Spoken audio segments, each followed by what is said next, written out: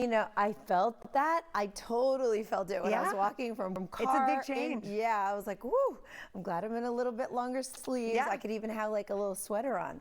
Okay, Cheetah, thanks. You folks, I did want to show radar on the traffic map as well. As Cheetah just stated, please expect damp road conditions. We don't have any major crashes working, but you can just see headed out toward Winnie using I-10 East and also 90 between Liberty over to Sour Lake and Beaumont. It's a wet stretch, but here in Houston, just going to be those damp roads as the storm has come through our area. Right now I can show you a couple of camera shots where those damp roads, looking at North Freeway at Greens at the bottom part of your screen, all is well near IAH. See you back in a few minutes. Alona Jacob, back to you. All right, Jen, thank you. We're a deadly accident. I know. Wow. Well, you know, slick roadways, I'm hoping it doesn't mean problems on the roads today, but sometimes like one can go with the other. A little bit of rain, and sometimes it's when it's really light because it's not heavy, so people think that they can speed right through it, and then it's really slick in just kind of certain spots out there. So be extra mindful of that. We did have some overnight showers and thunderstorms. You know, the severe weather threat's over. So that's the good news. Hey, we've got the AAA regular gas prices, which, by the way, compared to Friday, have eased up just a little bit. The national average now $4.52. Here in Texas, we saw about 5-cent drop. Now we are sitting at $4.03 since over the weekend. So maybe that's some good news to start your Monday morning off with a good start there. On the east side, we still have very heavy rain, as you heard Cheetah talk about. This is getting closer to the Winnie area and Beaumont, but here in Houston, just some damp roads. We have seen that be impactful. On the East Loop, we do have a crash working at the Port of Houston. Multiple right lanes are blocked, and we have some brake lights. Luckily, this is only isolated to the immediate area, so no need to take an alternate route. There's not a great one on the East Loop anyway, as far as alternate routes, so I'm glad I don't have to steer you in a different direction. The Washburn Tunnel is always open and available, but for now, I would just stick to that area. I-10 Katy looking good here at Blaylock. Drive times across the board are on the shorter side, 24 minutes in from Katy.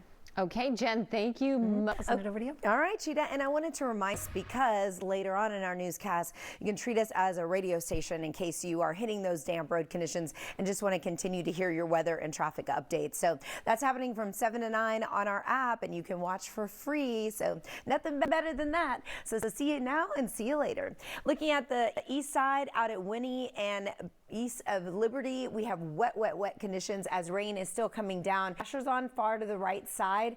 That wreck, though, that was at the Port of Houston was northbound, and traffic should recover as of right now. It looks like it already has. As you can see, Transtar readjusting the camera shot there as the incident did clear off of our screen. I'm going to move along to show you what it looks like in downtown Houston.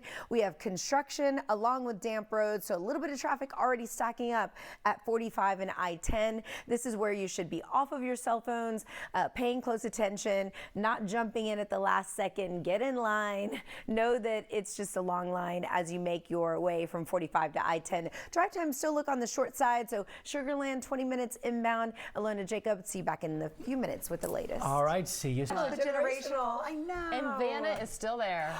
Don't you love her? She's a queen. Oh, I know. I know. for her. I love that. She is amazing. Is she still there, or is it AI? She's still there, right? Definitely still Vanna. there. Not our Vanna. She's still She there. hasn't gone to AI. Oh, man. I don't know. Anyways, we did see some thunderstorms overnight. You know, Traffic impact here with damp roads. You do want to take it a little bit slower. Just don't let your guard down, because we have had some rain push through. Still looking at very wet conditions if you're headed out toward Winnie or Beaumont, anybody far east, and then also south, as you just heard Cheetah talk about, Angleton down into Freeport. Notice that 59, we've got some red. Anybody northbound coming in from Wharton, there is an issue right around Hungerford. There's a wreck that's been reported, obviously pretty bad, with some backup that's in the area. But here in town, the North Loop is beginning to build. We also have an HOV lane problem if you're coming in from Fort Bend. Let me show you our picture. Not a huge deal, but I have seen traffic sort of stack up. As you see, that bigger Metro bus will get through, so other vehicles obviously going to be easy to squeeze by, but I have seen some vehicles pile up as they approach reach the scene, which is what you should be doing, slowing down because there are police and emergency crews there. No major backup up the Southwest Freeway, but we do have some backup on the North Loop. This is westbound at Fulton. We're normally crowded from the Hardy to 45, so we are beginning to see the general backup of traffic begin to hit. Also down the road at Airline, this stalled truck far to the right side, but peeking out in that far right lane just a little bit. So you do want to be aware at Airline that we've got a heavy truck issue that's stalled. And then West Loop southbound Feeder Road, a crash is working right here at Bel Air, looking from our furnace camera. No backup in the area, but just FYI. Pearland, 13 minutes in from 518. We'll take that short drive time for sure. Jen, thank you so much. Hey, From the temperatures that we saw yesterday. I mean, I felt the actual freshness of this Yes. morning's walk into It was work. like, okay, here we Yes. go. We can do it. I actually was like, thank you, Cheetah, for staying on top of it. Hey, maybe I can set you off in a good mood. From Friday compared to today, I've seen those gas prices decrease just a little bit. The national average now $4.52. I'm also keeping my eye on the Texas average for you. It's $4.03, which is about 5 cents less compared to Friday morning when we talked about it. Those rain showers out of our area, as you heard Cheetah talk about, same for down south, and it looks like if you are around Angleton or Freeport, you'll deal with some sloppy conditions, but further points inbound from the Pearland area, it looks like it'll just be damp roads. We do have a couple of minor issues working. You'll see these flashing lights and a tow truck on scene. 45 North Freeway at Franklin. This is the heart of downtown, so just use caution and try to move over a lane if you see any emergency crews pulled over on the shoulder. East Tex Freeway, it's a two-car crash northbound at Aldine Bender. So if you're making your way north to IAH, you will notice that there are no emergency crews on scene just yet. And if they do arrive, we could possibly be talking about more lanes that are blocked. So those are the two minor problems that I see. Galveston County, good morning. It's a shot at Lewis Lane, light traffic and looking good in from the south side. all right. Can you text your photos and videos, but you can also treat us like a radio station. If you are leaving a little bit later, we stream from 7 to 9 a.m. latest weather and traffic, so you can keep us in your car while your eyes are on the roads. Download on your phone and watch for free. So just know you have options. We are happy to help. Right now we are seeing delays near Hobby, also downtown traffic. Katie, notice there's outbound delays approaching Addicts. That's going to be just outside of the Beltway due to a crash that has been reported. Also, they had some flashing lights on the North Freeway at Franklin. They just towed away the vehicle, so I know that's why this camera shot doesn't look completely centered, but the vehicle was right here. It did have impacts to the north side. So this is what it looks like at North Main. Some inbound brake lights headed into town that are a little bit thicker than normal. Carpool lane looks great coming in from Spring, Woodlands, Greenspoint, so don't be afraid to take that. I do have another camera shot for you. It is the Katy Freeway at Kirkwood. And notice these are outbound drivers, so slower than normal, and we also have inbound congestion. So it's going to be both sides of the Katy Freeway right now, just outside of the Beltway, that are a little slow, which you can see lit up on our green map where it's yellow and orange. 29-minute drive time for the drive in from Katy, so not too bad overall. We'll of course see that doubled about an hour from now. Over to you. All right, Jen, thank you. It's a lot more comfortable out there. We do have a little bit of a rain chance today. I'll have a look at our future track coming up in about 10 minutes. Yeah, Cheetah could definitely feel the difference versus non-oven like here in H-Town. So yes, what a great fresh start to your Monday morning. And the drive, unless you're taking your way out toward Katy, it's just beginning to generally build on every highway. The exception spot is Katy outbound at Dairy Ashford. Westbound delays can be felt back to the Beltway. Emergency crews taking up at least 2 right lanes, as you can see, but at least they're on scene.